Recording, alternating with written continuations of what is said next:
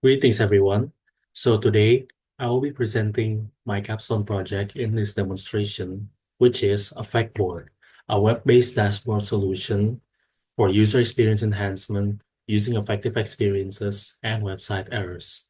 So this is a technically structured web-based dashboard that provides quantitative insights with supportive qualitative data in behavioral logs in order to enhance user enhancement based on the website errors or system errors based on its features, pages, and etc. Without further ado, let me demonstrate my Capstone project.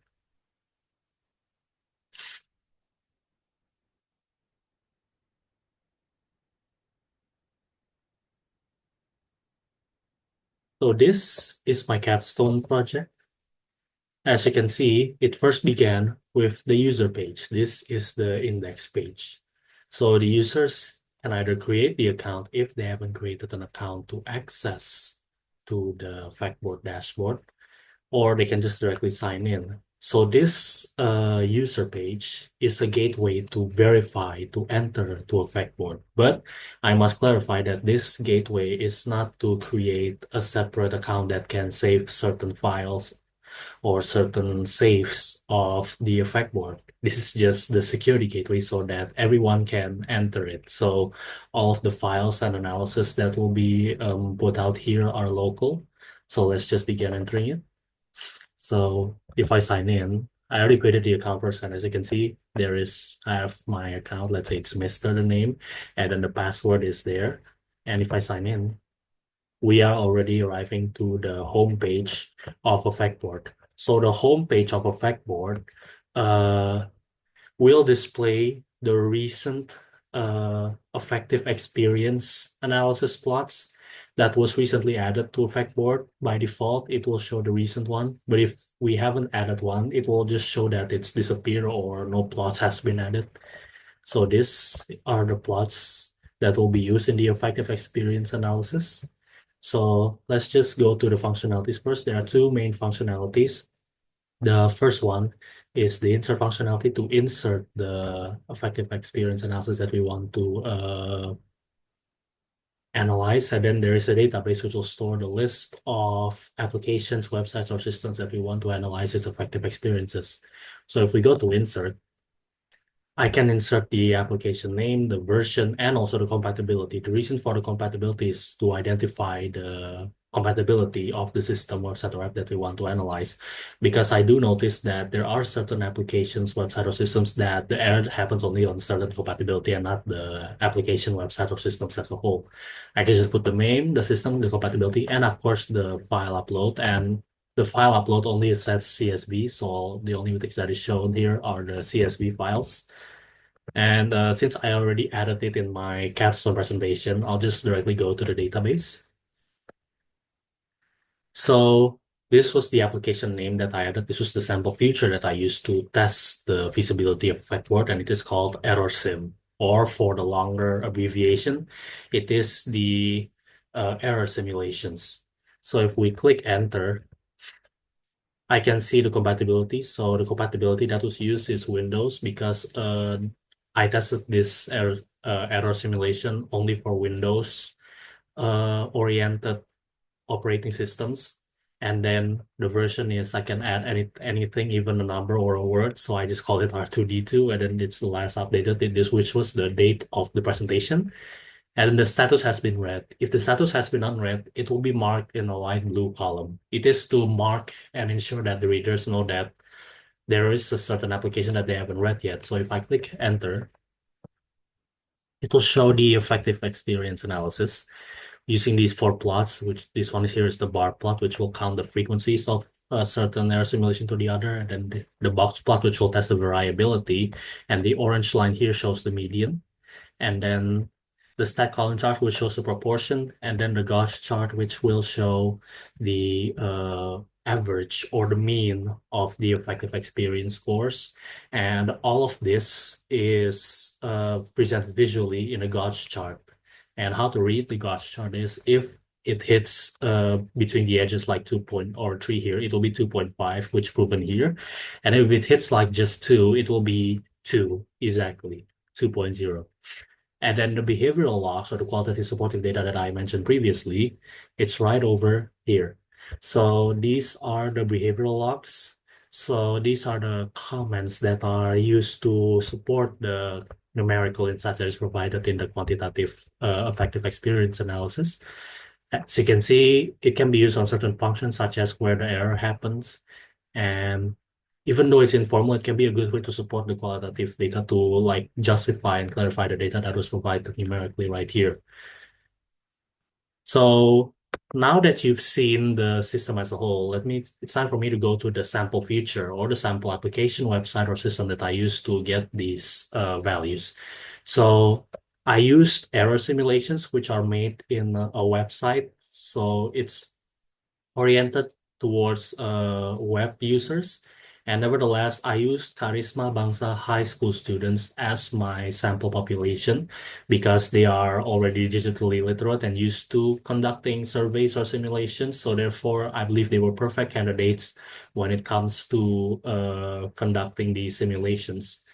And the systems that they use included Chromebooks and iPads, so they all included Windows and iOS.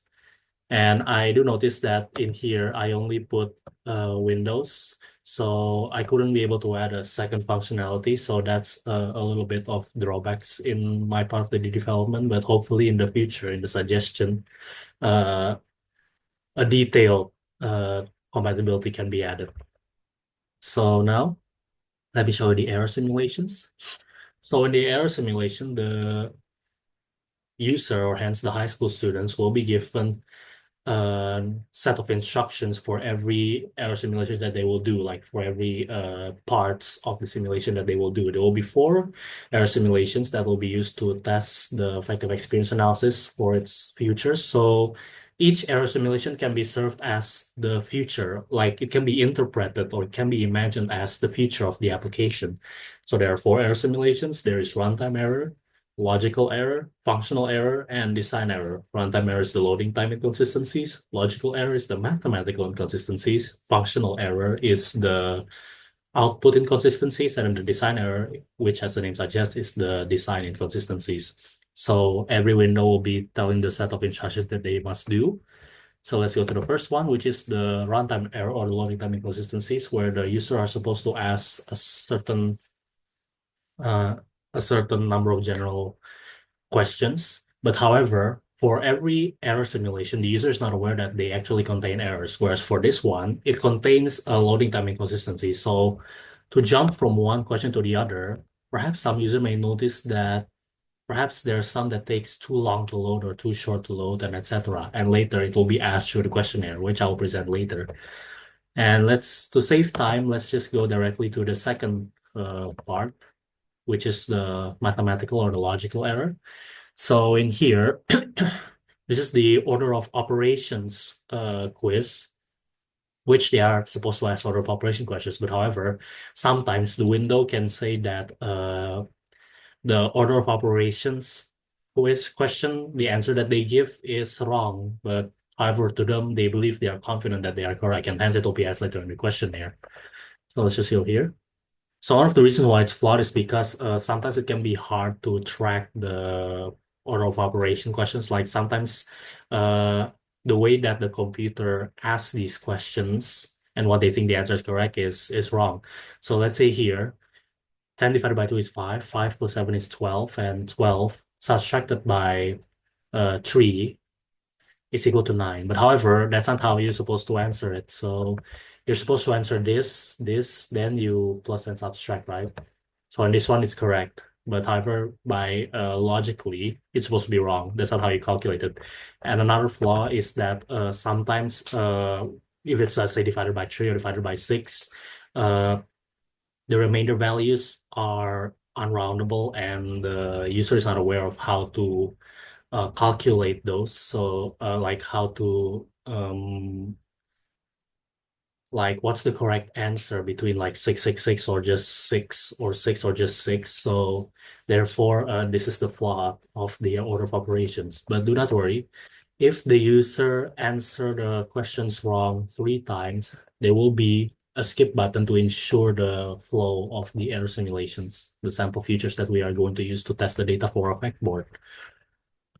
So the third one is the functional error or the output error, which you are supposed to task to transform the screen.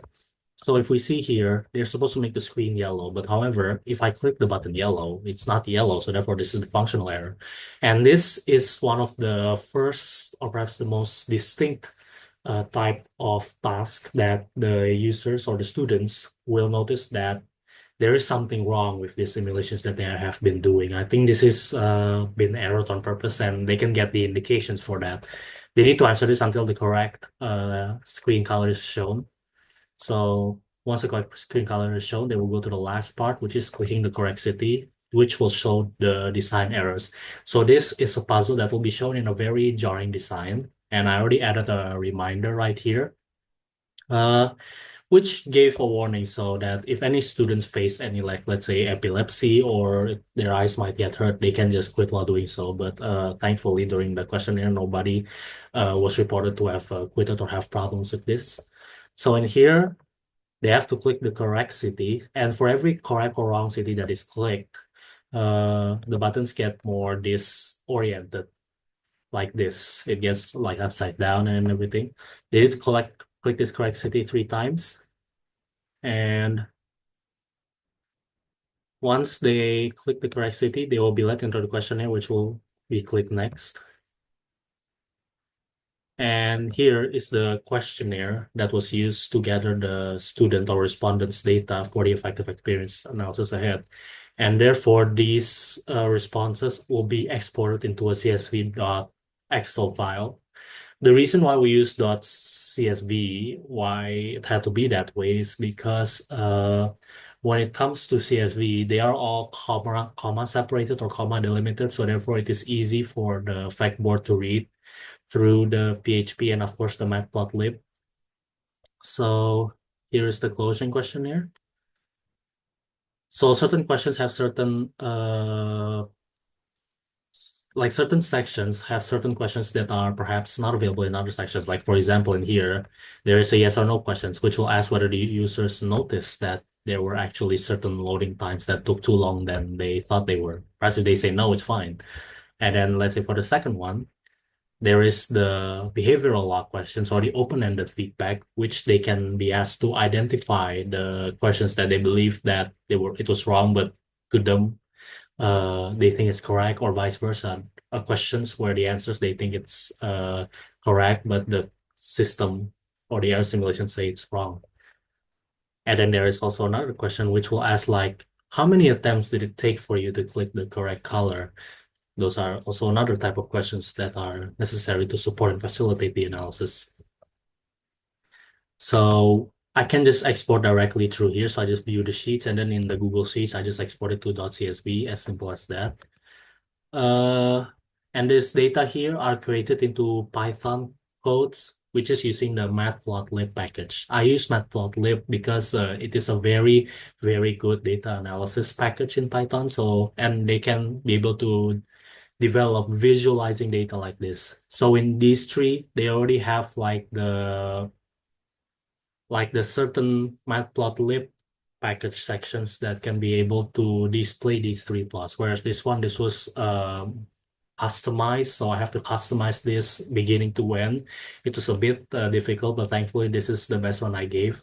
I wish this could have been rounded into 2 or 3 decimal places, but unfortunately, for every method that I tried, there wasn't a way to round these, even with the simple codes that I'm sure I know that it should work, but unfortunately it does not work. Perhaps the reason is that because there's too much data coming in, so therefore sometimes rounding it can be too difficult for the Matplotlib code itself to do.